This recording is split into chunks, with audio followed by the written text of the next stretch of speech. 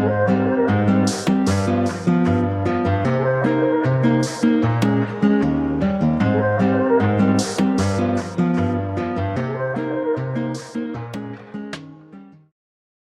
everyone, welcome back to the Reflection Project. If you don't know me, I'm your host Bree, here with my husband Ryan. Hello.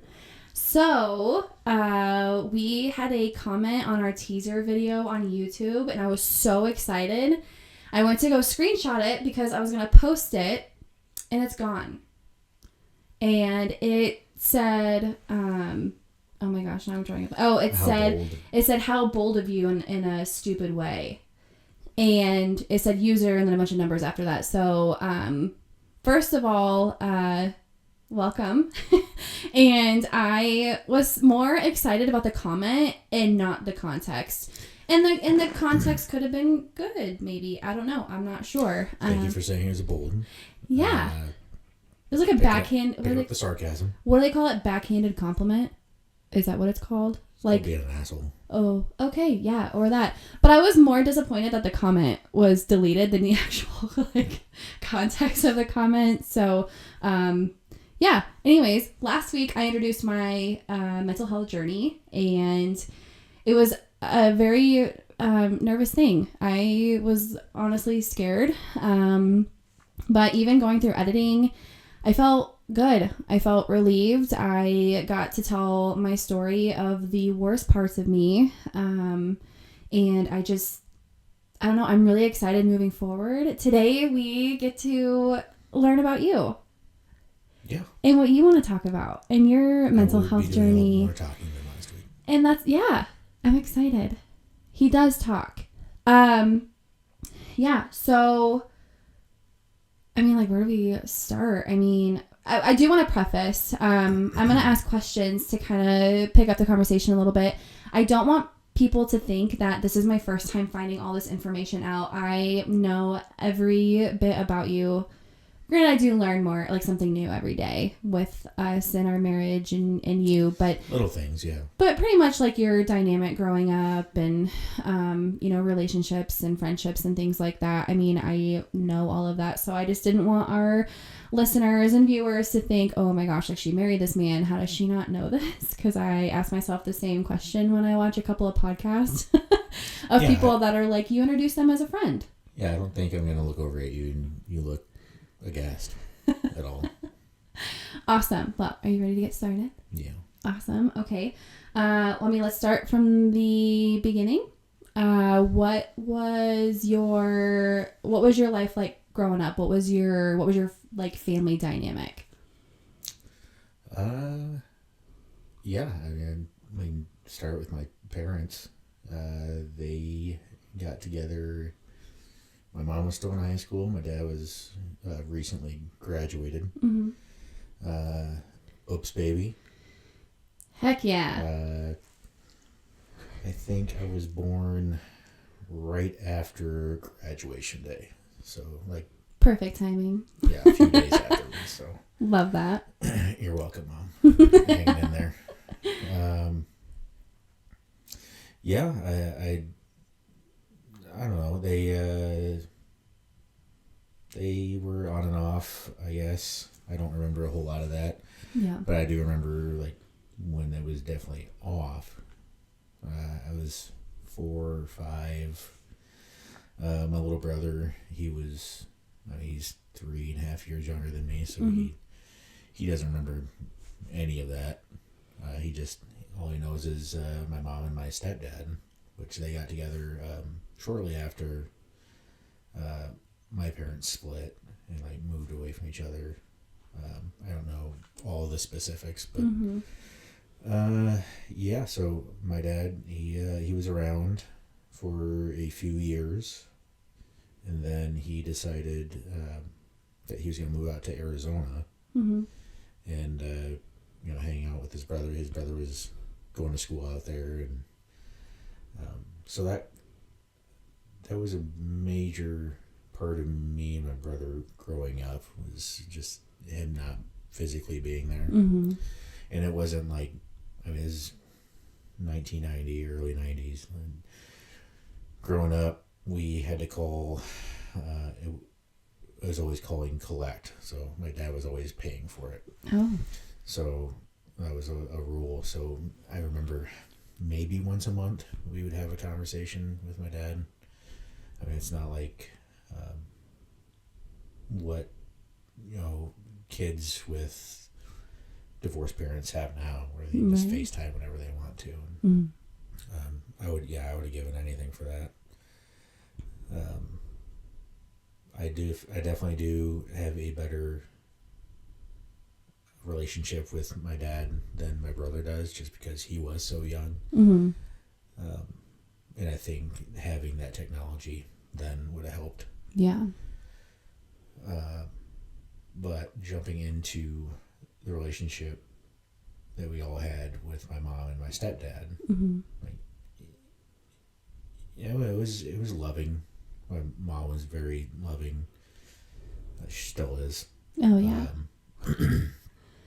My stepdad, he's a different book. Like, all my friends were scared just of him, and he's got this weird look that he's quiet, and it was always that threat of like, wait till my stepdad comes home, like, you're in big trouble, because I wasn't a perfect child. I don't think anybody is the perfect child. But yeah, I know, to this day that he loved me and my brother, and he's the one that pretty much raised us. He was always there. It wasn't a conventional father figure, but I appreciate everything he did for us. Yeah. And then, going back to my dad, like, we had off and on, I had off and on feelings towards him, and asked him questions and stuff over the years when we had visits. It was always, why'd you leave? And it was, I remember he would say that he just had too started feelings for my mom still, and he couldn't stand being around. But yeah. And then I was probably a tween. It was sometime in that time frame I asked that question that really sticks in my mind. And it was always that kind of like, all right, but we were here too. Right. So it hurt, just him being gone and not really being able to talk. And, yeah. Like I said, it still sticks with my brother, and they don't have a relationship at all right now. Yeah. But that was kind of growing up in the family dynamic. My dad still lives out in Arizona. We don't talk as much as probably should. I'm very bad at sticking to calling people. Yeah. I mean, it's not, I wouldn't say it's a bad thing. I mean, it's just, you work a full-time job, we got kids, we got, our animals, we got our home, like, we just have, it's a day-to-day living things. And I still feel bad. Like, we're both pretty quiet people, so even the conversations we do have on the phone, I can't imagine. It's kind of awkward. Like, I just talked to him today, and it was, like, we're both kind of, like, searching for that small talk. Yeah. I'm still not completely sure how much we have in common. Well, you're both quiet. Yeah, I mean, there are a few things, but, like, recreationally, I don't know. Like, we golfed a lot when I was younger, and he was a little younger, but I don't think he golfs too much anymore. I definitely don't golf that much anymore. I wish I could. But, we small talk about sports. He's got different teams living down there, but we try to. I don't have negative feelings about him. I was gonna ask, do you ever think at some point that at any time, do you think you ever felt any, even like teeny tiny bit of remorse, even if it was just for a second or a thought? Did you think, even at a point of understanding, the situation and why and how, and once you got all that information, did you still have in the back of your mind, Like, why did that happen? Why did he go? Or why did this have to happen with him? Teenage years was real bad. Yeah. Like, I remember telling my mom that I just didn't want to talk to him.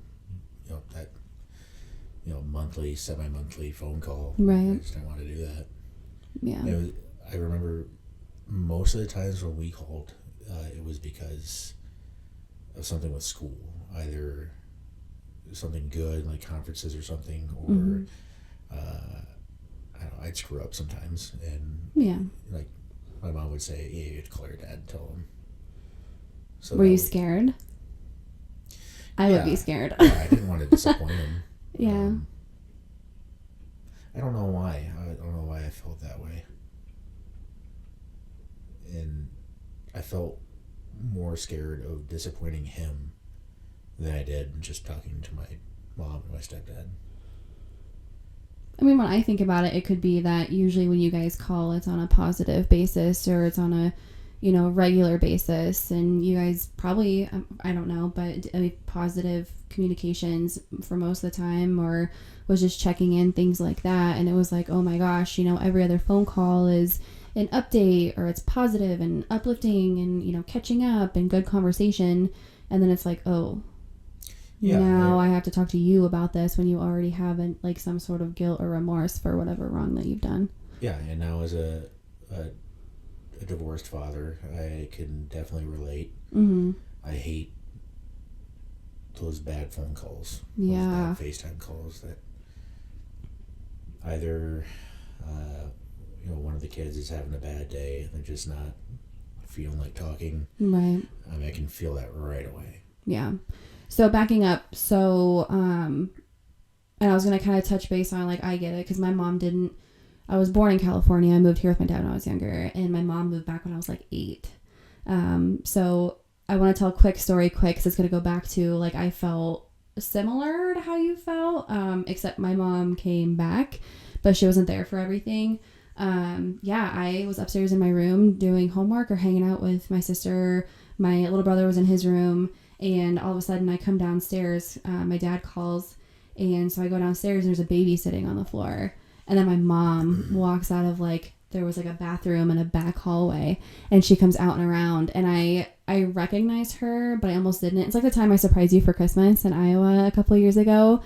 You just have am I dreaming? What's happening? What is this? Completely unexpected, turn of events. And for the longest time, I was so happy that she was there, but I lived so much of my life without her there, and I barely really ever talked to her, if at all. From what I remember, I don't remember talking to her much at all. I saw her when I was really young, would go, fly out and see her. But it was just, I don't remember having those conversations. So, if, I guess my question after that leading into, if you're, living your life as long as, or your younger years especially, if your dad would have showed back up, have you ever thought about that? Or did you ever think about that when you were younger, what that would have been like? No, I think I thought more of me moving out there. Yeah. Because I think at least a few times when I was in middle school or high school, I thought about maybe I just go out there. Because I do remember there were a few times that my mom and stepdad would threaten me, hey, if you want to live like that, you can go out and live with your dad. Hell yeah, let's go. So I thought about that a few times. And then, after high school and joining the Army and then coming back and not really having a full-time job or having college really set up, me and my buddy kind of tossed around the idea of moving out there. Yeah. And I'm definitely glad I didn't. I like how my life turned out now. Yeah. I love Arizona, not Yuma. I love Arizona. And it's gorgeous out there. I would love to retire there maybe one day. Yeah. Stay away from the hurricanes and the tornadoes and super crazy snow. Yeah, it'd definitely be a change. Yeah, absolutely. Okay, so moving on, high school. So you joined the army. Did army for a while, and then you were married. You got married. Yeah, so the ex-wife and I, we were married. We knew each other in high school and started dating right after I got out of the basic training and AIT and everything. We were together for a couple of years and got married young, barely 21. We got married. Married for a couple of years and had our first kid. Beautiful little girl. And I don't know, it just wasn't, it was never really what I would picture a good marriage to be. Yeah. So now, knowing now what love is and what marriage could be,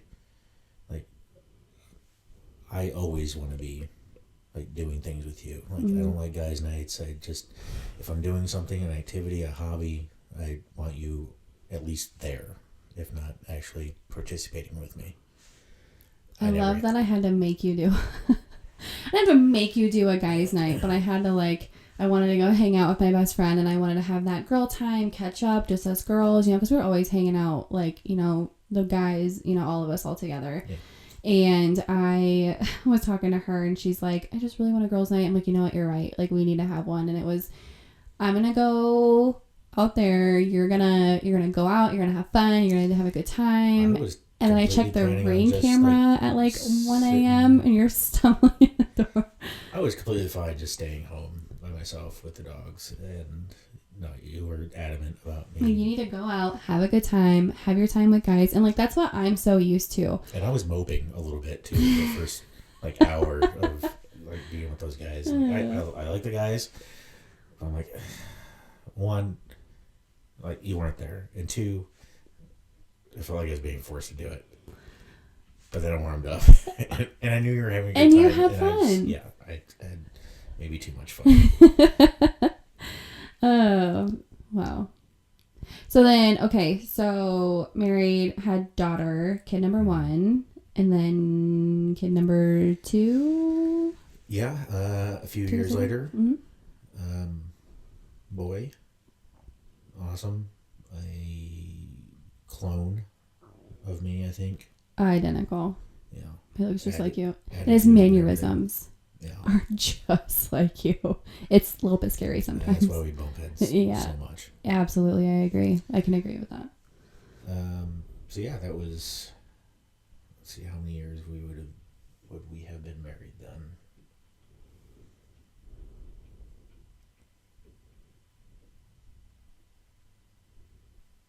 Too many. Cricket. Either way. Yeah, so it was even worse than the marriage. Not happy. Yeah, I was always kind of looking for me time and to kind of get away, and I hated that I had to do that also with the kids. Mm. But for the most part, I just couldn't stand being around her. Yeah. And brought up getting a divorce after 10 years of marriage. And I was gone for a few days when crashed with my friend, and I just couldn't stand being away from the kids, so I begged to come back. Came back. We were together for better part of a year, probably. No, it wasn't even that. It was 6 months. Yeah. And found out she was pregnant again. Oh. Yeah, that was oops. So second boy, third kid. Mm-hmm. I don't regret it because I love him, and I would give that up for anything. But what the hell was I thinking? Yeah. So yeah, it was that picture perfect example of stay together for the kids. And at one point, I just said I couldn't do it anymore. That I wasn't happy. I knew she wasn't happy. Would you say that did you ever feel like your mental health, I mean, obviously, like, emotionally, it was exhausting and draining, and, you know, you felt a lot of pain in different ways, but do you ever feel like at one point you thought, oh my gosh, like, I can't in my head? Or did you ever feel like any sort of anxiety or depression or anything at some point? All the time? All the time. Yeah, I was always walking on glass.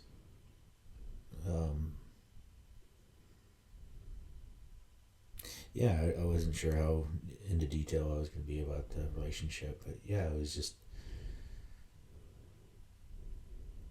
always afraid of what she would say to me. Like, just a reaction in general?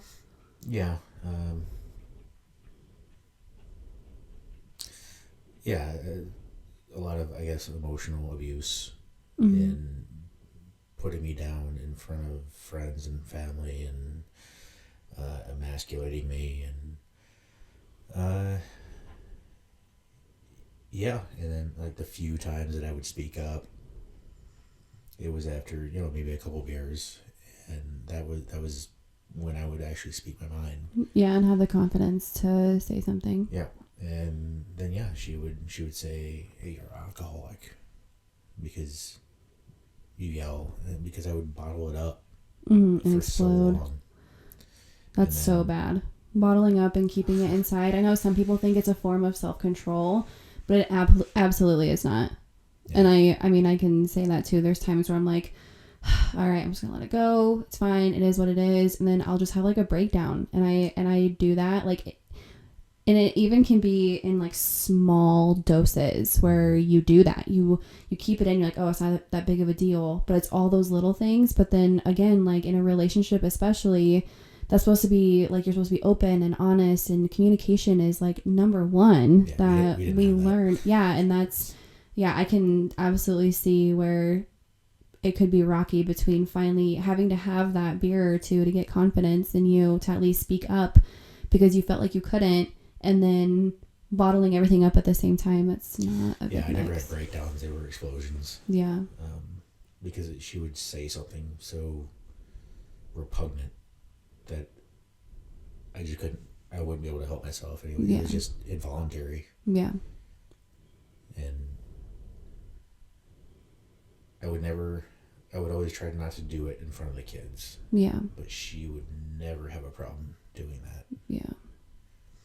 And I hate even having like a slight disagreement in front of one kid, any of the kids. Like, yeah, we've done it a couple times, and we apologize. Like, we take them aside. aside. We talk to them together, and we apologize, and we explain what happened and how that wasn't the way to do things. And yeah. And explain to them like, hey, this is why I was frustrated. You explain why you were frustrated or why you reacted the way you did. And then we, like you said, we just explain to them and tell them like that was not the way to handle that. We were absolutely wrong for that, and we are so sorry that we, had that tiff or that disagreement like that. I want to clarify too, we don't fight. That's not something we do. We have our disagreements here and there, but especially since we're speaking in terms of like family dynamic, like our family dynamic and with the kids, I think that's only ever even happened like twice.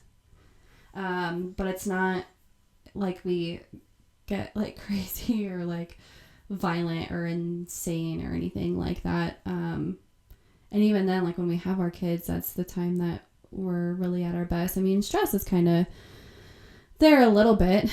We got 3 boys that, I think that speaks for itself. And then we got a teenage, daughter. So, I mean, I love not that we're having the disagreement in front of the kid, or that we've had those two disagreements in front of the kids, but I love that we're able, like, know, like, we are aware that they saw it and they they witnessed it, and we're able to sit down with them and say, look, like, we want to talk to you guys about this. Like, we open up that communication all the way around. Like, we don't hide things from them. We don't keep things from them. We're very honest. Anytime they have questions about anything, really. We have one boy in particular that likes to ask all of the questions that sometimes get pretty uncomfortable. But we have no reason to keep anything from them. So it's nice that that they're so open to that too. We'll be like, hey, can we talk about what just happened? Yeah. And they're like, oh yeah. Thankfully, some of the questions that the one asked, I'm so technical about it that it just goes right over his head, and then he just nods. He's like, oh yeah, oh yeah. You acknowledged me. Thank you. Yeah. Maybe it'll sink in. Maybe. He'll think about it later, because we'll have a conversation, and then like a week or two later he'll ask a question about it. Yeah. And it's, to us, we think, oh, that's so random, but his brain, the way it operates, it's like it goes way back. Well, it was within the same week. Both of the youngest boys kind of hinted on the solar system and space and stuff, and then in both instances I found myself well into a half an hour rant, geeking out. Both of them. I love it so much. I think they lost all interest within 5 minutes. Yeah. But maybe all that is just sunk in the back of their brains, and they're gonna hold on to that, and then it'll pop up someday, and it'll be convenient. Love that. A question I do want to ask when we do have others that if or who decide that they want to participate in the podcast and come on and talk about their journey, how do you feel like your mental health is now? And not just because your wife is sitting here, like, genuinely, how do you, like, what do you now, reflecting back, what do you think you felt, or what did you feel then that you're able to decipher now, and what are you feeling now? If I ever thought that I felt happiness then, or love, I was absolutely wrong. I know what love is now. Like, there's no compare in any way. I love you. I love you. I've been there. I feel that. Obviously, a couple of relationships. I'm really not crying. My eyes are just dry. Couple of marriages ago, for sure. I thought that was it. And I had no idea.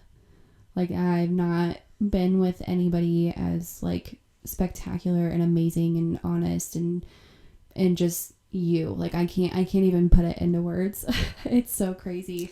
I know that we've talked about it before, especially in the beginning of our relationship.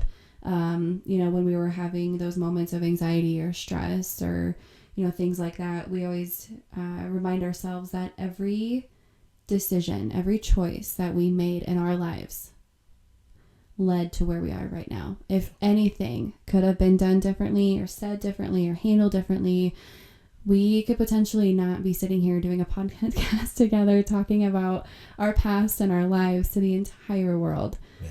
And being proud of ourselves for doing it. So I am proud of you for coming on and feeling comfortable and talking and It is a weight off the chest. Yeah. Sure. I felt really good after I shut the camera off. Yeah. Yeah. Last time. And now we get to go do trivia. Office. Yeah, say not just trivia, but The Office trivia. The Office. The best show in the world. Trivia. So. Comment, I'll argue with you. So we're going to pack up here and go join some friends.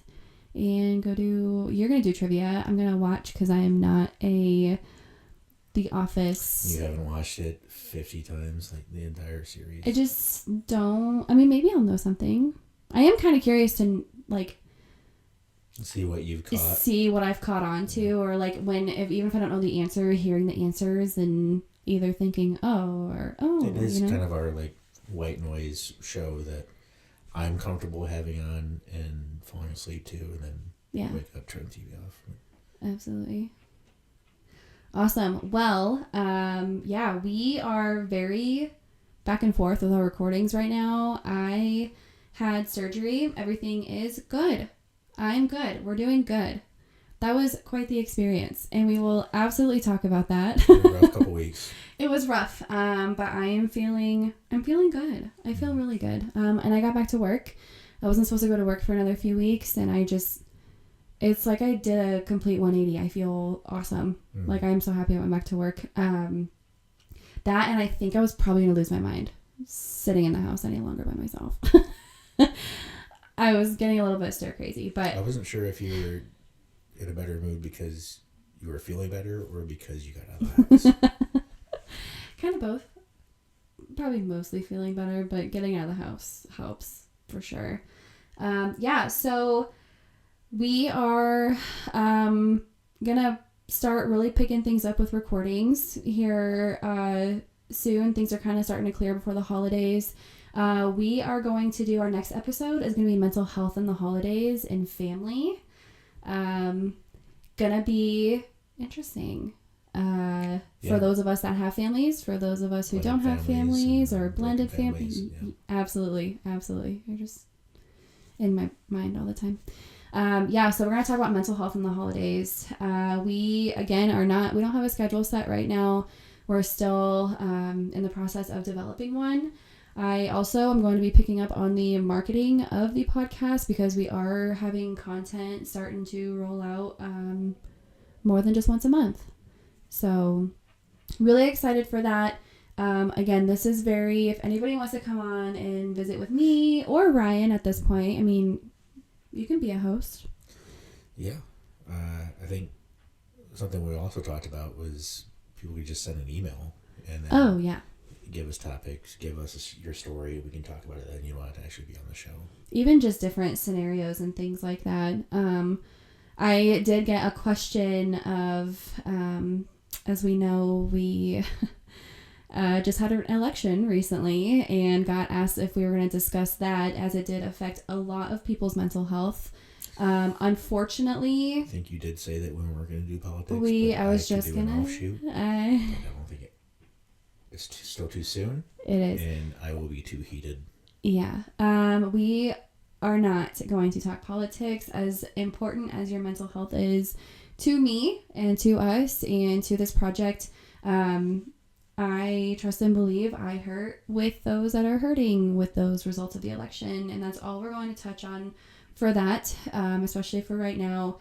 You know, after we hit the ground running and we have a schedule and we get ourselves established and we have, you know, a base of listeners and viewers and we have, you know, more interaction, we are more than open to, you know, opening more doors regarding subjects and different topics that we talked about not getting into. So, yeah. You can find us on Spotify at The Reflection Project, or you can find us on YouTube at The Reflection Project. Again, we would love to have you on our show, and we will talk to you soon.